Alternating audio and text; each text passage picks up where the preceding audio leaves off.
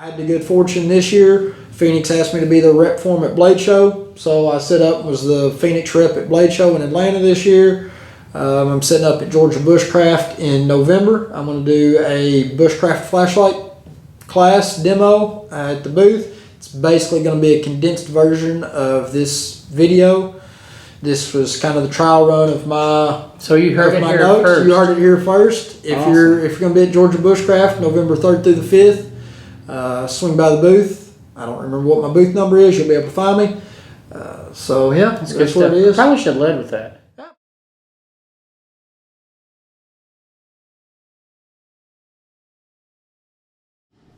Hi guys, Kenny with UglyTent. I have another guest with me today. Special guest is Justin with Gear Shak. Yes, sir. And we're going to talk about flashlights. Who doesn't love flashlights? So I'll admit I'm a flashlight geek, as the flashlight community calls it. A flashaholic is kind of from the old flashlight days. You'd had to have been around on the candle power forums to have heard that term, but flashaholic. Yeah, flashaholic is the term of it. So cool. The average person's not for sure what that means. You have to explain it. But so I met Justin, I guess 2 years ago. Yeah. At a gathering, and he explained the flashlights to me like nobody had ever explained it before. You know, you always hear people talk about lumens, and the more lumens, the better, and all that stuff. But he shed some light, pun intended, Pun intended on on the that situation, and explained how these actually work and what you're looking for when you go to buy one, or what your needs are going to be for that, you know, specific light, or what light you need for a specific need, I guess is a better way to say it. So, but I'll let you go ahead. Sorry. You're fine. So yeah, like Kenny said, there's a lot of different ways people look at lights. A lot of people will just walk in and look at the lumens on the package and think that's going to be the best light for the task. Yeah. And really, that is what starts a lot of conversations with people, is when you stop and ask, hey, what's your task for? What are you doing with it?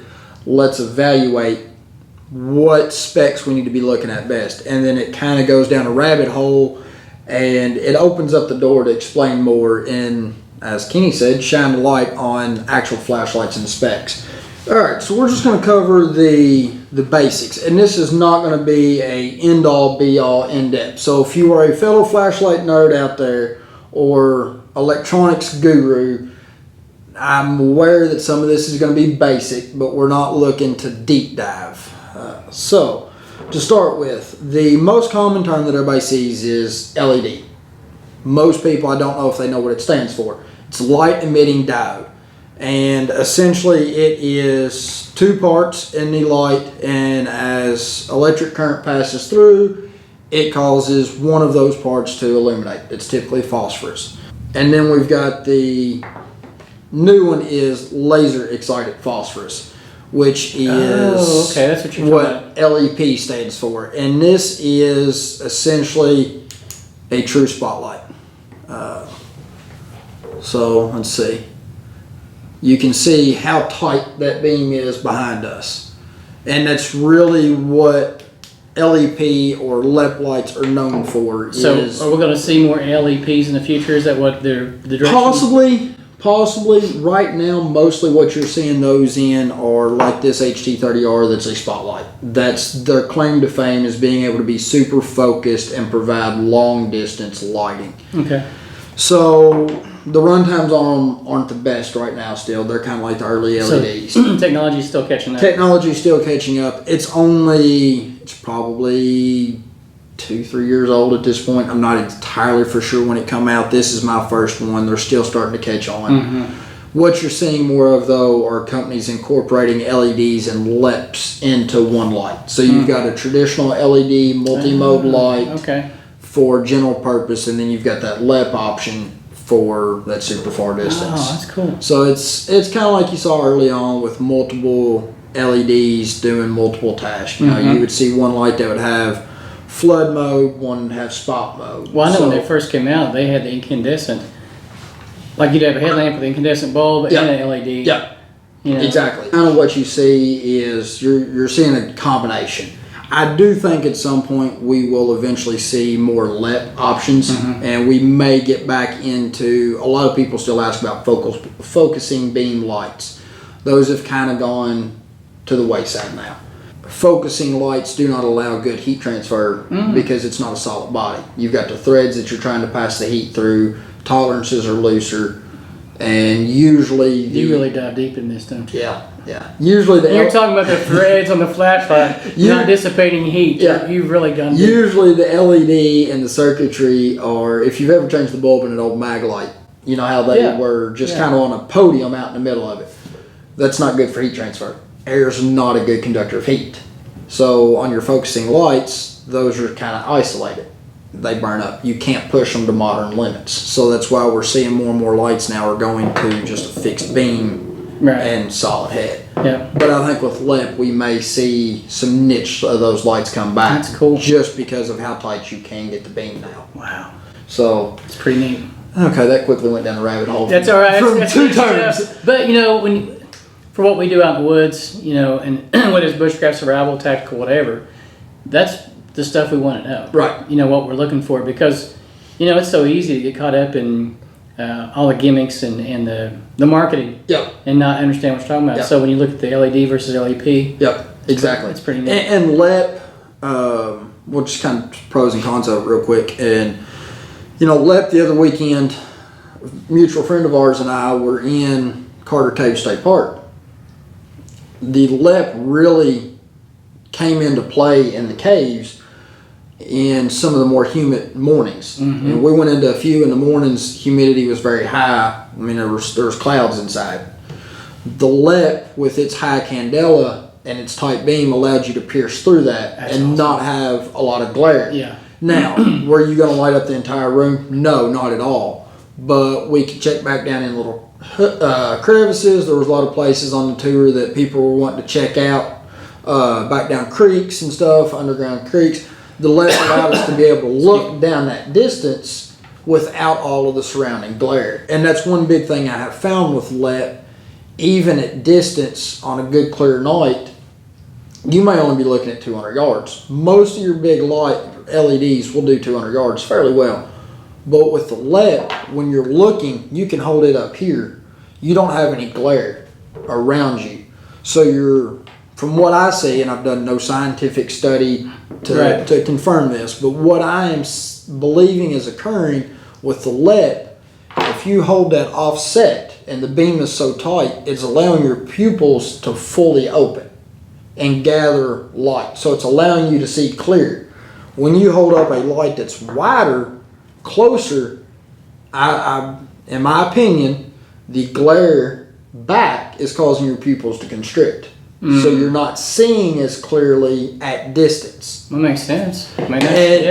So that's a big thing with the LEP. With it being that tight of a beam, you can offset that above you, off to the side, and really see clearly out front and not have any distortion up close. See, that's the stuff we want to know. Yep. I mean, that's the kind of stuff that I want to know. And I think my subscribers will too. That's just what I think find interesting is the difference in how these lights come into play. It's really neat. In the real world. And now, in the woods, LEP sucks. Because of how tight it is. Okay. You're not, you walk down a trail with this and extreme tunnel vision. Okay. You're not seeing any of your surroundings. Oh, yeah. The same thing with headlamps. If you're not careful, you get a headlamp with too tight of a beam, you're walking down a trail and you're just chasing that little beam. Sense. You're not seeing any surroundings at all. So you want something a little bit more flood. And that's where LEDs are better. This LEP for me only really comes out if I'm needing to pinpoint a spot to see or show somebody or extreme distance. Right. Inside of 100 yards, if it's, it depends on task, but mainly it's primarily useless, especially in the woods. Now, if you're wanting to look up and see what that movement was in a tree, this is great because again, you're not getting reflection off of all the rest of the canopy and the underbrush and stuff. So there's pros and cons. That's for cool. sure, but just depends on your task. Now, LEPs are expensive. Yeah. They cost about 3 times of the equivalent LED, just like when LEDs first come out versus incandescents. Until it catches up, the technology catches up, and it's easier to make. Yeah. So there's pros and cons to both. Most people, I'm still going to recommend an LED. Right. Hands down, it's still going to be you're going to need a specific niche. And until I got one, I was one that was looking at these going, that's just a gimmick and a play toy. But it takes hands-on time to actually really see the benefit. And that's why we have you.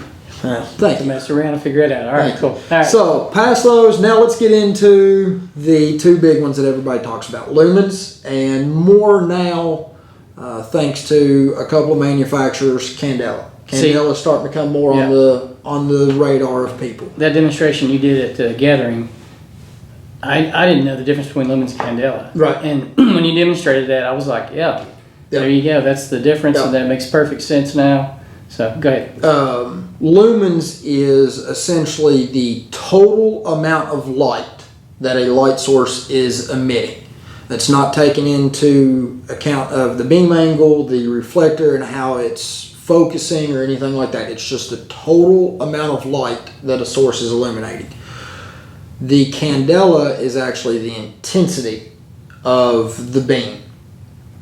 And then with Lumens, you also have some manufacturers, and no, I'm not going to throw shade on anybody, some of your smaller or less honest companies will advertise their lumen ratings with emitter ratings. So you might see one light, like I'm a Phoenix dealer. I mean, no plating at the cap. But one reason I'm a Phoenix dealer, they give you honest out the front specifications. This light here, this TK20R, I believe is 3,000 lumens. That's 3,000 lumens out the front. What it's producing actually at the emitter is probably 31 to 3,300, somewhere around there. But reflector loss and lens loss, that's deep. Yeah. You end up with out the front. Now, there are some manufacturers that will list emitter, they'll advertise emitter, and then in fine print, they'll give you the out the front. Usually, it's anywhere from 100 to as much as 500 lumens. So you lose a little bit. You lose a little bit. Which makes sense. Yeah. So, reputable companies give you out the front. And that is where the ANSI FL1 standards come into play, which is a whole nother rabbit hole. Yeah, well, you can look those up. We'll go down there. Yeah, you can look those up. They're the Plato ANSI FL1 standards. It's industry standards for how lights are tested. And that's pretty well where these terms and information come from. So you really want to look at out the front. A lot of times when you see, a light on eBay or Amazon and it's something along these lines, it's got two LEDs, they advertise it at, 18,000 lumens or whatever. A lot of times, the LEDs might, on paper from the LED manufacturer, are capable of producing that. It's not what they're actually producing. Right. It comes into a lot of different variances. Primarily going to be the driver circuitry, but you've got to watch. If it's got one or two LEDs and they're claiming 30,000 lumens, just be aware it's probably not. Yeah. So that comes back to, though, Lumens and Candela in general and how they work. The quickest way we're going to show this LEP is 1,500 lumens. It's not going to show up too well. Cameras don't do a good job at picking it up, but you can see the beam pattern. This is 1,500 lumens, 600,000 Candela. So you can see just how tight this beam pattern is.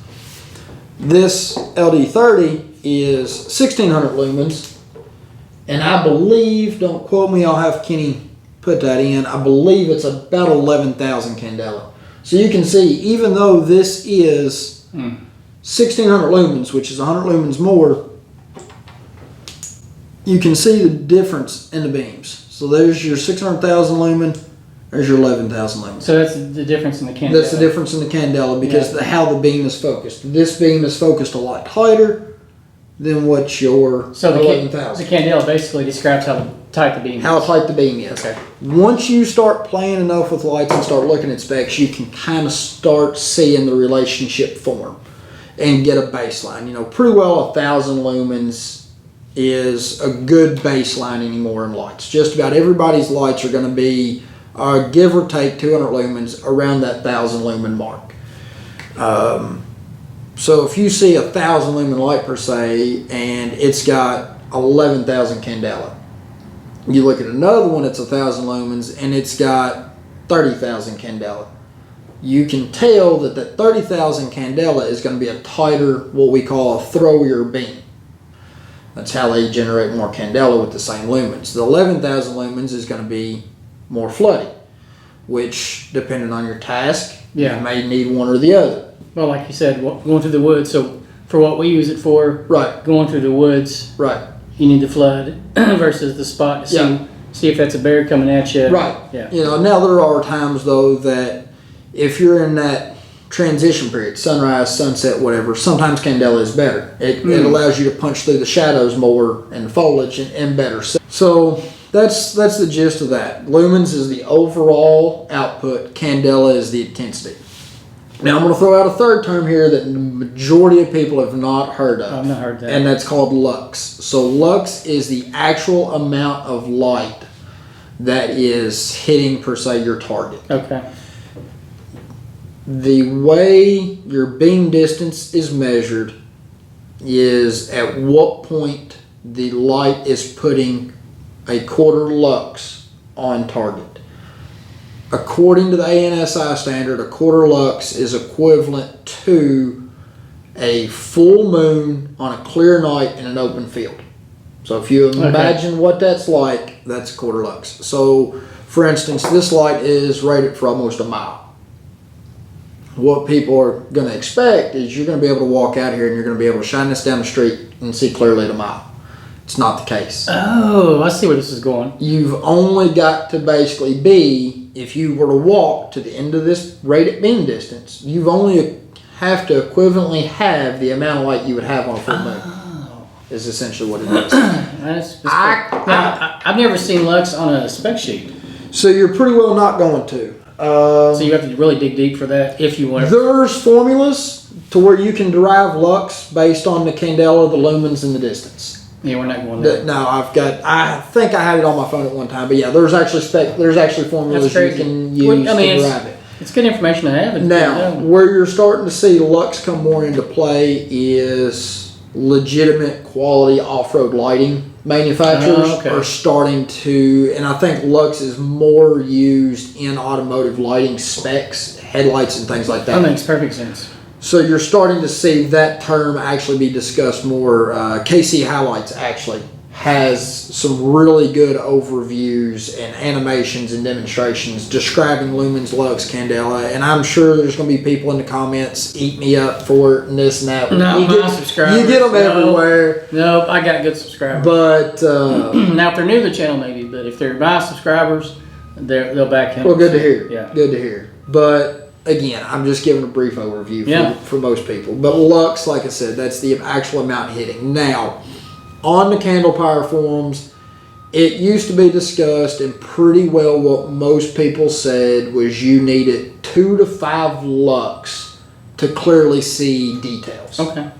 Is generally what was, and that depends on what your target is, how good your eyesight is, atmospheric conditions, so if you apply that to spotlights on a vehicle or headlights, it makes sense. Right. That's right. what you, I mean. That makes sense. That's and the same as this. You know, search and rescue is one of the big things. You can very easily have a light that you might be scanning an area. The person you're looking for might be there. But if you don't have a high enough Candela or enough lux on target, you may not be able to differentiate if that's a person, if it's a bush, if it's a rock, what have you. It's very easy to be scanning an area and see shapes and think you know what you're seeing, and then you put, for instance, like this LEP on there to check a spot, and you're like, oh, you know what? That's dark clothing, not a rock. That's awesome. So there's ways that comes into play. Realistically, most lights, and what I tell most people, and what's always been kind of recommended on Candle Power forums, you take the rated beam distance, divide that in half. And that's what primarily your usable distance is. Okay. That'll give you enough usable light to actually see. Good information right there. So that's kind of where those three come into play. And I can keep giving you examples, but I think everybody's got the gist of it. So we'll move on now to, we're going to touch real briefly on battery info. We're not going to deep dive into that. The big takeaways I want to give are you've got two types of batteries primarily. You've got your primary, your non-rechargeable batteries, also known as your primaries. You've got your rechargeables, which are called secondaries. Rechargeable and non-rechargeable is how everybody knows it, but there are times when you're looking and it'll just call it out as a primary cell or secondary cell, whatever. CR123As is a good example. Those are a primary cell. AA's are a primary cell. Rechargeables are going to be your, as everybody's starting to know more, the 18650s, the 16340s. That's the little round batteries? Yep, so 16340. So that's what's in the so when you say rechargeable battery, really you're recharging the flashlight itself. It's just the battery in there. Correct. And it depends. That's what I really like to cover mainly. A lot of people, when they hear rechargeable flashlight, they think old school built-in battery pack. When the battery pack dies, you basically have a brick. Not the case with most of your new ones. So for instance, this is a 16340. People will often confuse that with a CR123A. They're identical size. They're not directly compatible. Common man, because you're talking way over. Right. You want to make sure you have the battery that the specs calls for. Correct. Essentially, yeah. And there's no, if it's something specific like that, other than like a AA or AAA, right. If it's very specific, stick with that battery. Correct, yeah. Gotcha. So battery compatibility is something to really take a moment to look into your light. You don't want to mix battery compatibility. Okay. What you gain from these style batteries is higher voltages, longer run times, better stability in temperature variation, things like that. Personally, my big thing with the rechargeable batteries, you don't have that repetitive cost. You know, you're going to get at least 500 full discharge and recharge cycles out of a good battery. And you've got, you know, like I said earlier, longer run times, better performance out of it. If you want to stick with AA's, it's fine. I hear a lot of people say, hey, I want AA's because of convenience. They're everywhere. That's fine. When I'm in the woods, I don't want to pack around an 8-pack of AA batteries. That's true. You know, I can pack around two 18650s, now two of these 21700s. I ran all weekend, the other weekend, caving on one battery. And I was running the light, medium to high settings all weekend. A lot of people say, well, if I'm out in the backwoods, how am I going to recharge it? Take an extra battery with you. That's the advantage of buying a light now that's not got a built-in internal battery pack. So that's kind of what I like to touch on with batteries. It's just don't overlook the rechargeable aspect for, per se, survival in woods. That's good stuff. The run times and the performance are going to be better with rechargeables. You can always still carry spare batteries with you, just like you would a pack of AA's. You can charge these from a solar power bank. You know, a lot of these now, like for instance, have got a built-in battery port in the battery. Get out of here, it does. So you plug micro USB right into that. These 21700s, some of these have got a USB-C port right in the side. Some of these 16340s as well. So you've got options. The other thing is too, if the battery doesn't, a lot of time, the light will have, you know, it's rechargeable as well. So you can plug it in and recharge it on a solar bank. You know, during the daytime, hang your solar pack on your backpack, run your cord to your light, charge your light. That's awesome.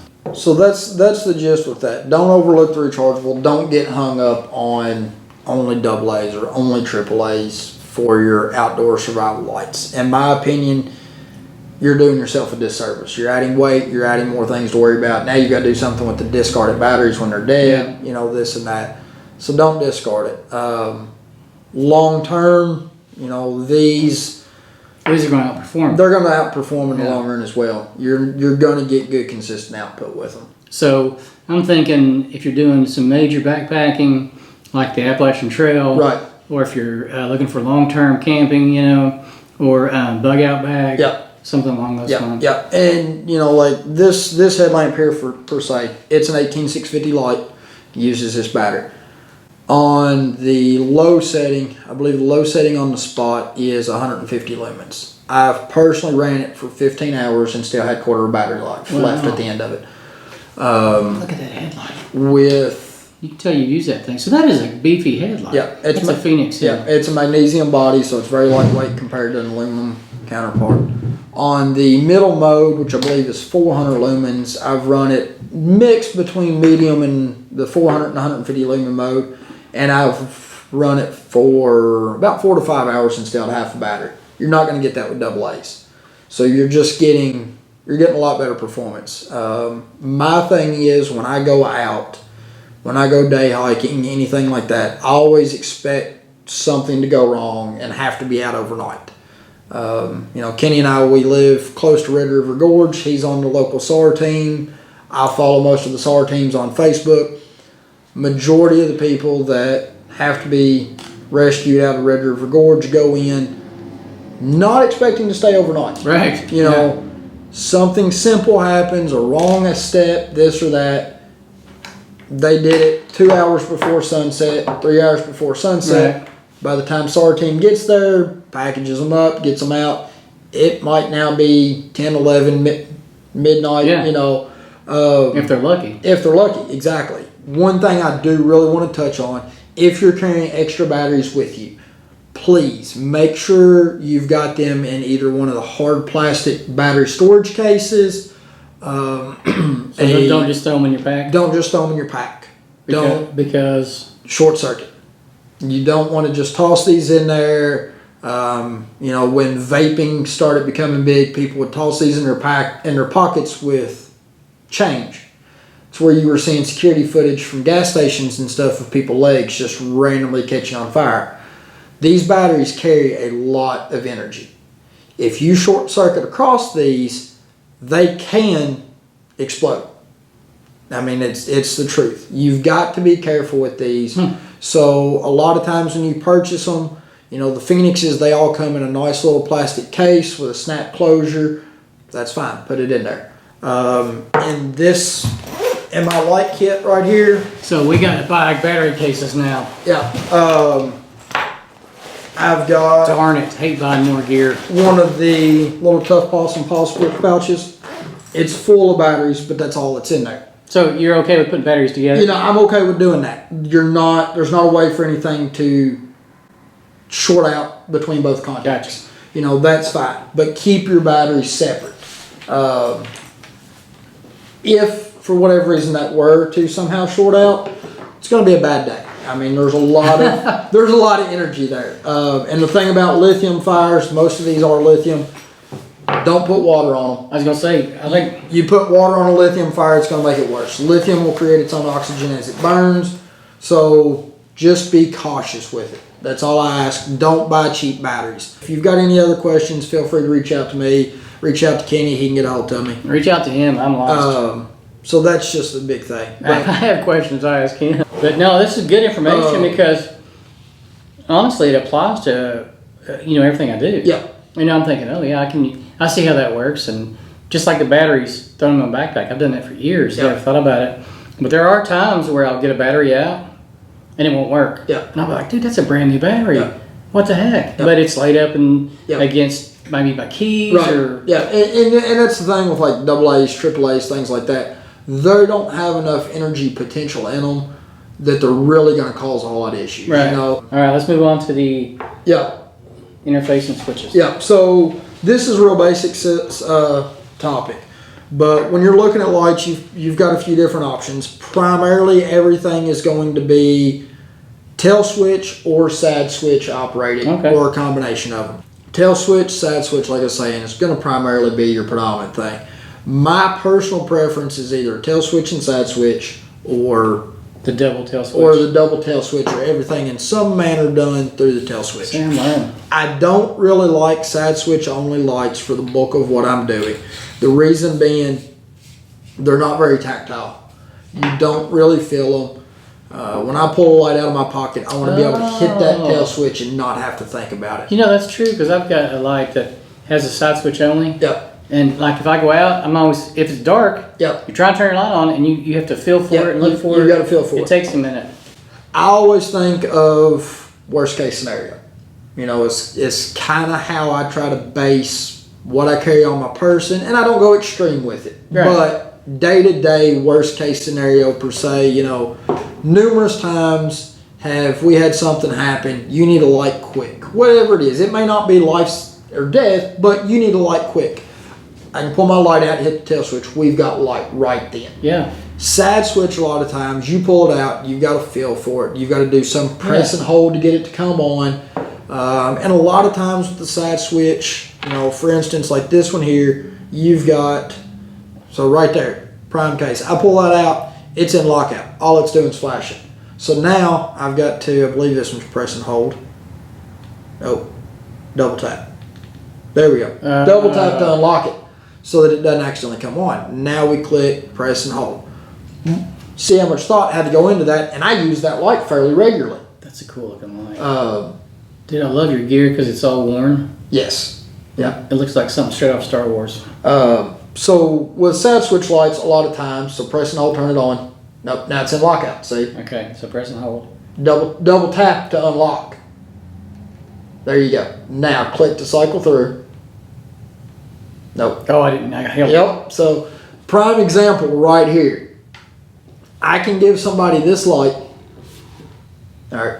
So What am I doing wrong? double tap real fast. There you go. Now click to cycle through. Let go. Press and hold to turn on and off. That sucker's bright, isn't it? And that's the old version. Gen 2's twice as bright with twice with 30% longer run times or double run. How do you turn it off? Press and hold. All right. I get used to that eventually. But that's the thing. I don't like having lights that I cannot hand to somebody and they use. Yeah, that makes sense. Especially in our cases, if we're in the backwoods, something happens, whatever, you need to loan your light to somebody. If it's truly life and death, you don't want to have to do what we just did. Right. Now, here's this one. Yeah, you get that. Tail switch on off. Even if they don't figure out how to change the modes, they're gonna have light. Yeah. Now to change modes, you just press that side switch. Yeah. And I've got. There you go. See? Golly.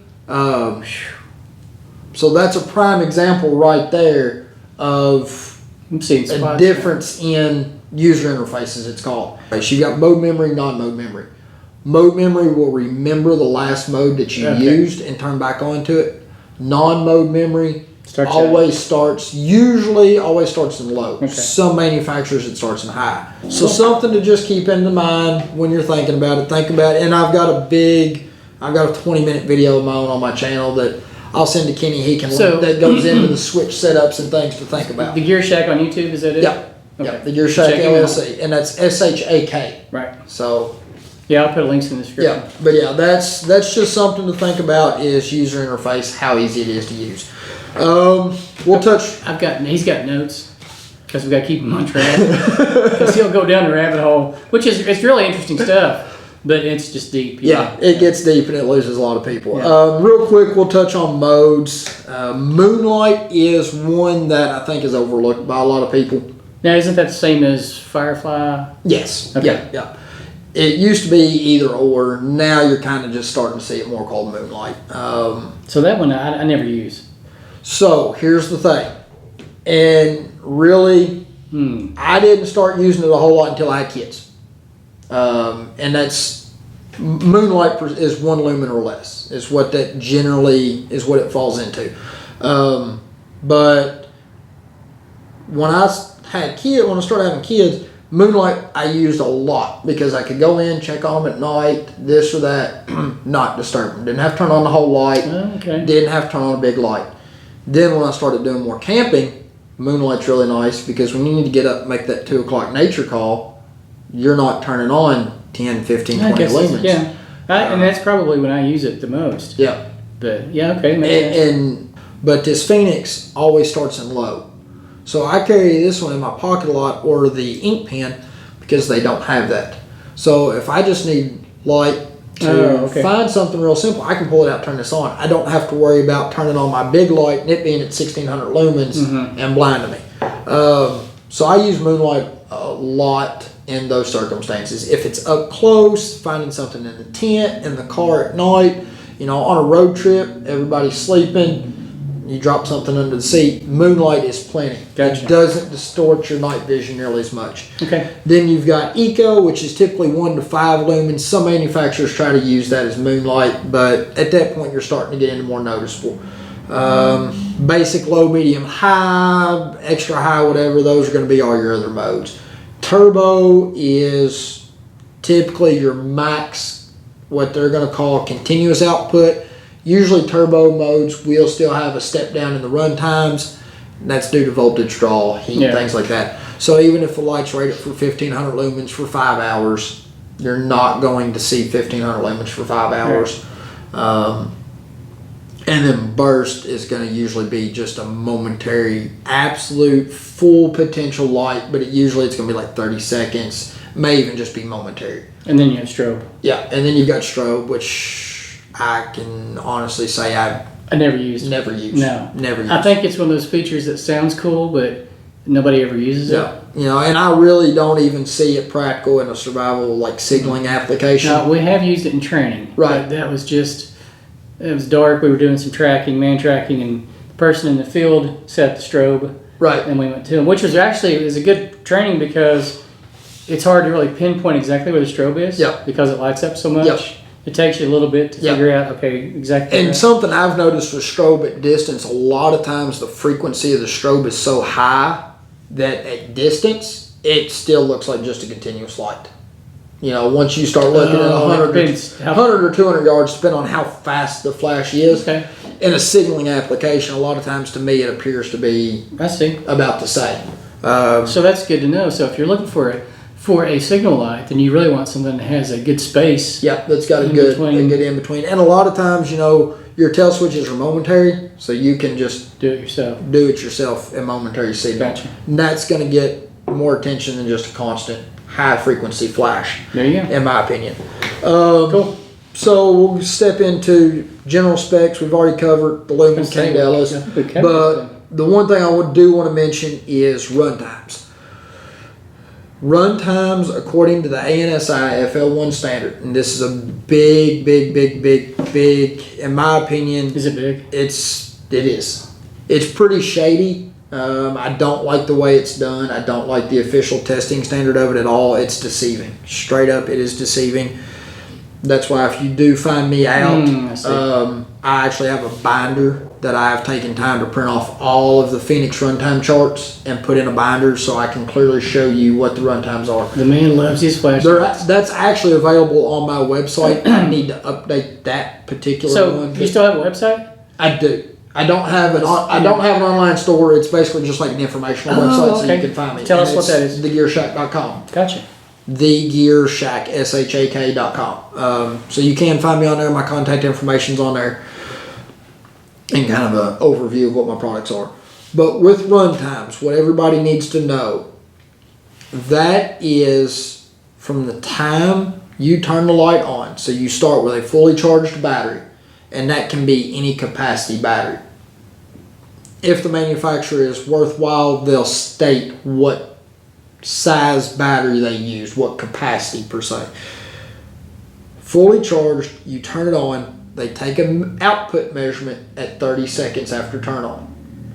When the output of that light reaches 10% of what that initial output was measured at 30 seconds.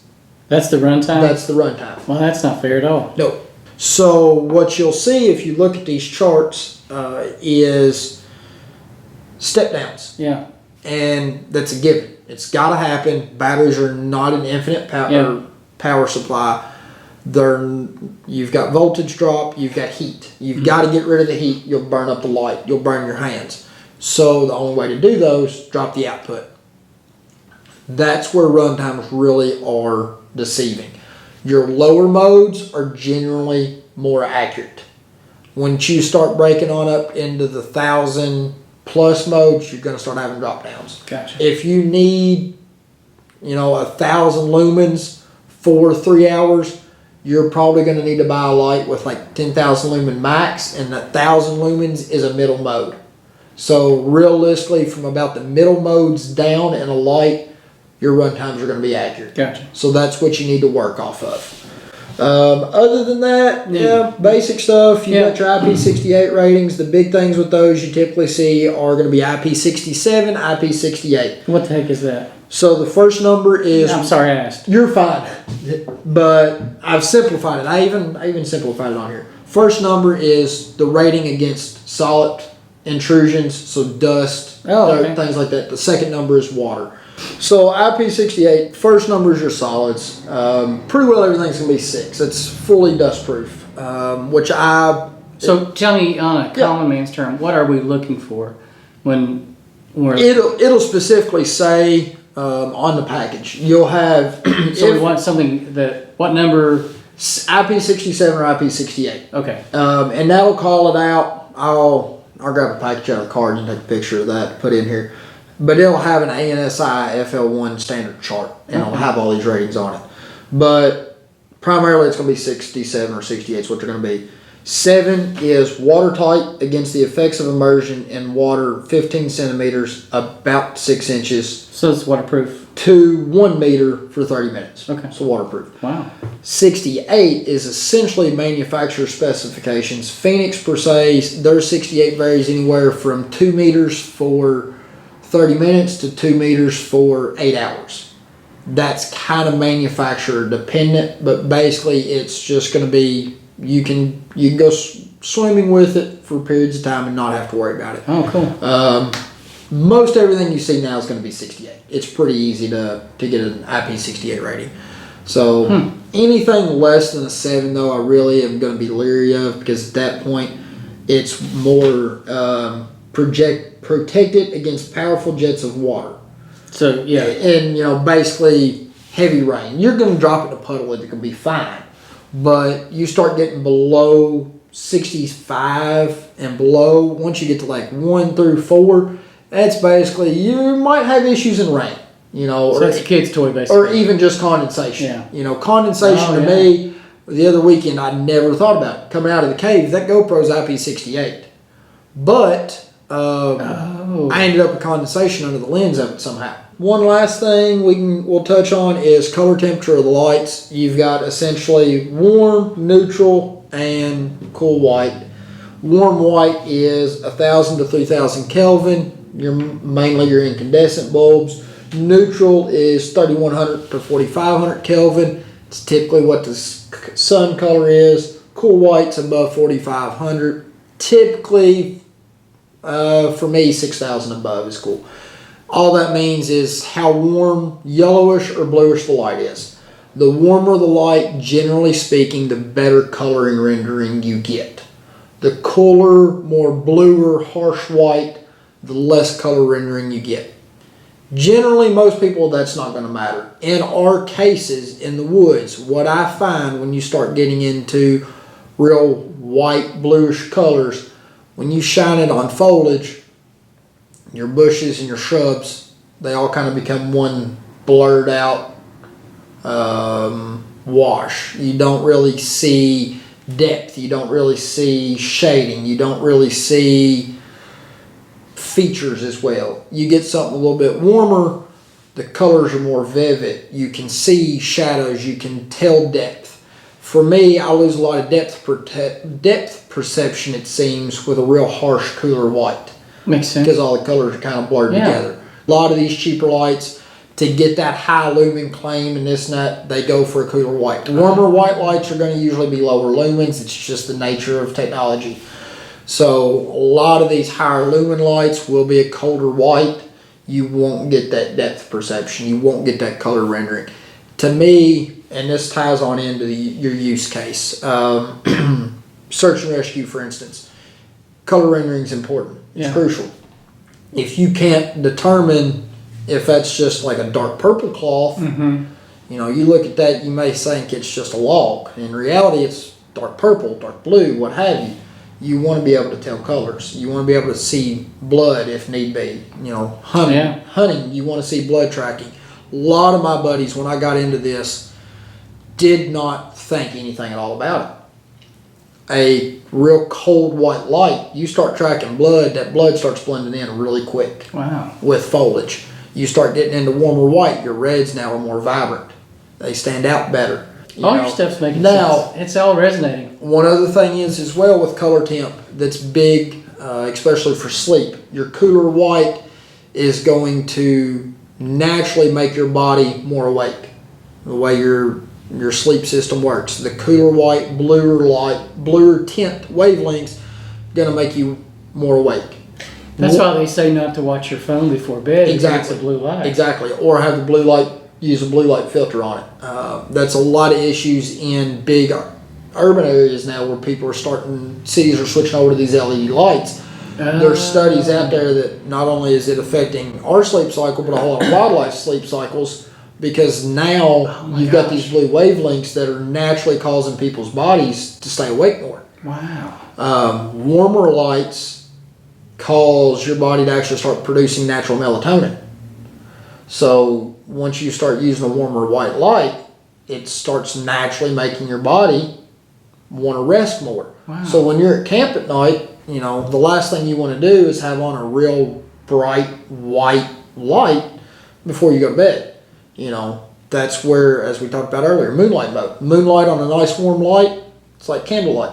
What makes sense. What does candlelight make you want to do? Yeah. It makes you want to take a nap. Sitting around the fire. So again, something to think of. And you know what? Prime example right here of color tint. I don't know why I didn't think of this. Hopefully this will portray. All right, let's see. So that's the bright white. This is bright white right here. So there's good cold white. So cold white, I think that's like 6,000 is what it is. I don't know how well we may have it's going. No, there we go. There we go. Through, yeah. Yep. So now we're into real warm light. Wow. Yeah. You turn this on to real warm. You turn it down to nice. This is perfect camp light right there at night. Doesn't look like much on here. I mean, it barely looks like it's on. But at night, that's plenty sitting around the camp. And that's nice. So you can vary it. It's also helpful for taking pictures and things like that. But something to think about when you're sitting around at night. You want a nice warm light on at camp. That's awesome. So that way it'll help you get ready for bed. Good stuff. Man, you just keep throwing out all these nuggets of wisdom. It's hard to. It's a lot to process. It is. But it's a lot to process. This has been a really good information. A lot of really good information. And real quick, just some different styles. Headlamps, handhelds, typically speaking, and then your work utility. I carry a headlamp every day in my lower leg pocket. I prefer hands-free illumination if I can have it, extended periods of time. Now that one though comes out, right? Yep, this one comes out now. Admittedly, you're not going to get this exact setup from Phoenix. This is Is that old school? No, this is the advantage of being a Phoenix dealer. Oh. Straight up, I won't lie. This advantage of having a good relationship with your rep. Sure, yeah.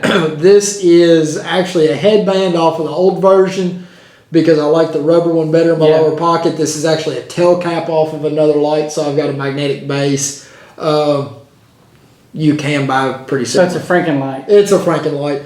The current production version of this actually has a metal pocket clip on it, so yes, you can slide it out and use it as a regular light. That's cool. So it's a good 2-in-1. This is my go-to in my kit bag, my chest bag. So I've got my people bag. It rides on my chest. I keep a bigger headlamp in there for task if I need longer run time. Preston, I'll turn it off. I'm playing with it. You're fine. So I keep this one in there, and then I've got my little light kit right here that I just keep a bigger headlamp in for even more run time. So I honestly, I have multiple levels of lighting depending on what I'm doing. Sure. It's just something, and I'm not saying everybody's got to have it. Find a system, find what works for you, and stick with it. Just like anything we do, everybody's got different levels of fire starting, shelter, packs, what have you. Not trying to blow smoke, but because of talking with you about this, I've really got my light system down a lot better. Yeah. I mean, it's started to come together where I'm happy with it. And, exactly. And I know the differences now in lights. And if you were to say, hey, what one light you're going to take out in the woods? You're only allowed one light. It's going to be a headlamp. Hands down. Yeah. No questions asked. It's going to be a headlamp, especially one like this one, for instance, got a spot and a flood. Mm-hmm. You've got an either or option, but hands-free lighting. The big thing I say, it's kind of what I've started telling people is we focus on fire building, we focus on shelter building. All of those skills are great. They're worthless if it's nighttime and you can't see what you can do. Right. Nobody really plans on having to survive at night for the most part. Right. Sure. So just keep stuff on you. Take care of your lights. I didn't even think maintenance. We won't even go into maintenance at this point. Make sure they're charged, though. The big thing is just make sure they're charged. Sure. You know, don't start out on a trip and not know the state of your batteries. You make sure your lights, your knives sharp. You make sure your fire kit's got the supplies you need. You've got water. Make sure your lights are charged. Yeah. Make sure your batteries are charged. Do a function check on them. Yep. And go from there. So that's the big key. Well, you definitely given us a lot of good information. I know my subscribers will love this video. Well, really, I hope so. Because I like it. I mean, this is some good stuff. And all the way through your notes here, there's been so many things that I've looked at. I thought, well, that doesn't apply to us. You know, I thought we'll skip over that. We'll skip over, and then you break it down and how that, and that light bulb goes on, and I'm like, whoa. Yep. I get it. I see how that works. And that's the big thing. You know, I got into this. You know, a little backstory. I got into this. I started using Phoenix lights in 2011. It stemmed from wanting a better knife to begin with. Okay.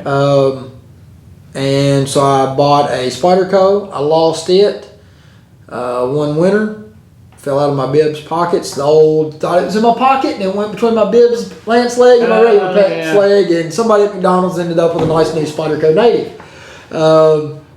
So then I started looking, got an Essie Azula after. I was like, all right, I like having a good knife. Now I want a good light. You know, I've always been fascinated with flashlights as long as I can remember. Guys love flashlights. I mean, we just do. Right. My wife's always saying, how many more flashlights and knives do you need? And so, as many as I can get, I guess, you know. Yeah. So then I started looking into lights, you know, past what I was buying at Lowe's at the time. Right. No shade to them, no disrespect. Right. We all start somewhere. Led me to the Candle Power forums, which is where that's where we nerds go to hang out. Come across Phoenix, bought one of their early 2AA model lights. It was a whopping 260 lumens. It was 2AAs, and it was Dude, I remember when about the size of this, you know, for a 2AA light. Carried the thing everywhere. Thought it was awesome. I was going to say, I remember when they first came out like that, and it was just going from the incandescent to the LED, and you're like, oh my gosh. Yeah. Yeah. You know, ran Sanyo in-loop rechargeable batteries. Thought it was the king of the hill. Everybody was so impressed with this.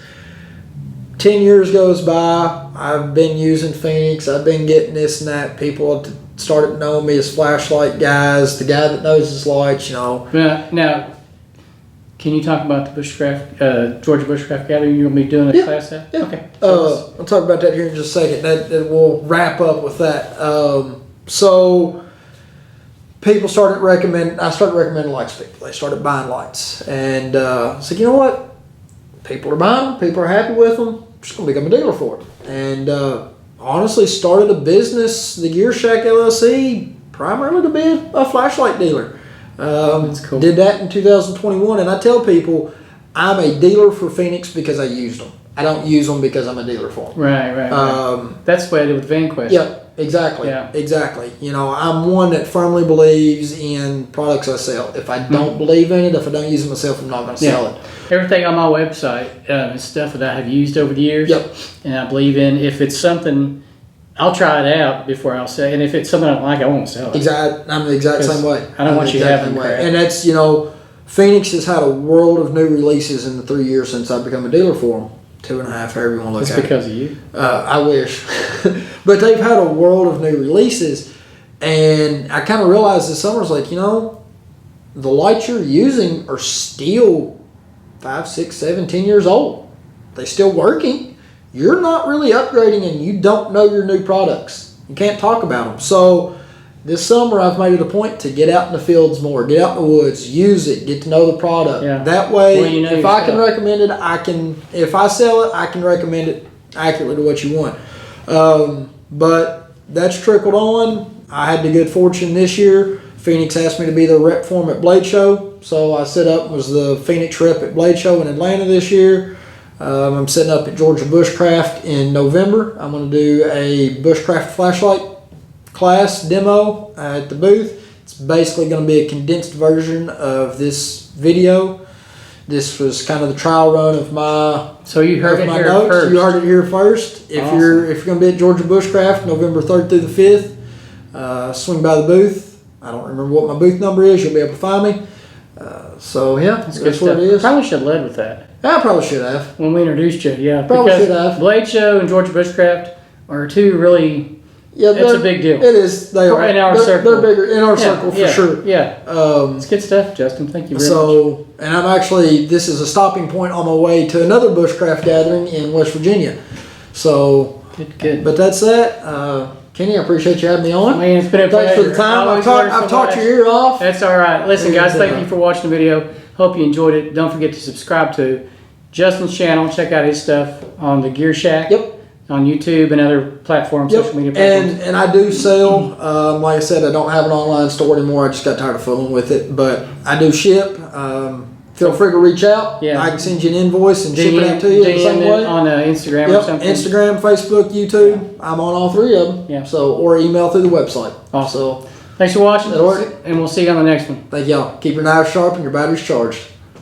Here you go. That's better than anything I've got. Well, when you're a work sharp dealer and a flashlight dealer. I like it, man. So.